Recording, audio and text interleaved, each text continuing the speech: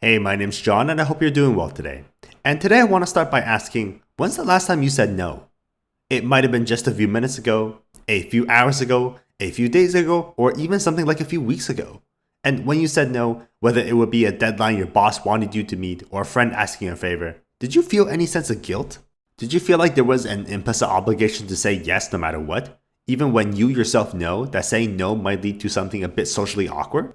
Regardless of when you said no or what the context was, I wanted to talk about how important it is that we say no in the first place. Not randomly, of course, and certainly not every time or even most of the time. But just having the courage to say no when we would otherwise feel uncomfortable with the consequences of saying yes is a key part of, in my opinion, maturity. The boundaries we set and the expectations that others have for us are a key part of why saying yes is so dangerous.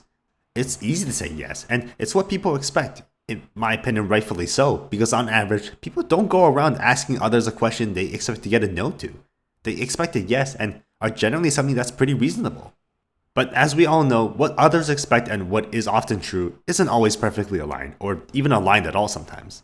It's easy to think what we're asking is perfectly reasonable in our eyes, but difficult or downright impossible for others.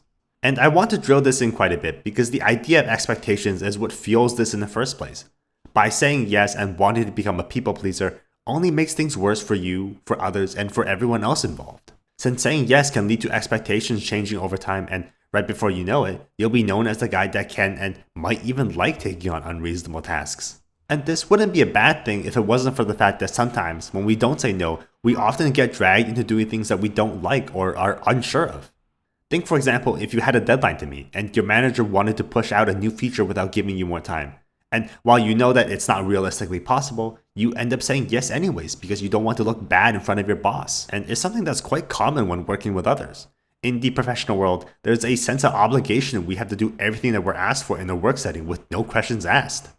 But what I think ends up happening a lot of the time is that because everything gets so rushed, it ends up becoming an unsustainable frenzy of doing half-baked work, which just leads to burnout and oftentimes resentment. And that's not even mentioning the consequences of delivering such low quality work.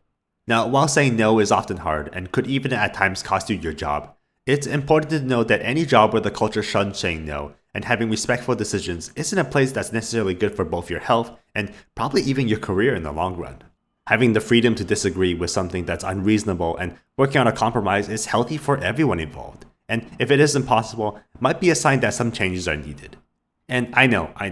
It sounds like I'm making it sound really easy. I get that by no means is this something trivial, and I don't want to make it seem like we should say no all the time to everything, especially when it is something pretty reasonable. But to only highlight that there might be times where we really do force ourselves to say yes, only to be miserable moments later. The same can be said when we say no to our friends, our family, and the people we're close to. They can often ask us things that we're not really prepared to do. For me personally, I every now and again have people come asking me if I can help them make something or code something up for an idea that they have, that it'll be the next big thing. But truth to be told, I know that while we are friends, that saying yes would not only make my life worse, but in most outcomes would also just strain our friendship as well. I started saying no a bit more because I know the value of it, and I respect those that can disagree with clear reasons and compromise. And it also lets me know what is unreasonable for them in the future. Saying no doesn't mean you're unreasonable. It just means you have boundaries between what's acceptable and what isn't for you. And at the end of the day, while challenges are all good for us, doing the impossible and suffering mentally isn't good for our growth. And finding the right balance is key. So I want to ask, how often do you find yourself saying no? And after hearing all of this, do you still feel guilty for saying so? If you are someone that finds yourself often saying yes a lot, hopefully this opens your view up a little bit by showing how sometimes saying no is oftentimes better than saying yes. So, as always, thanks for watching. Until next time.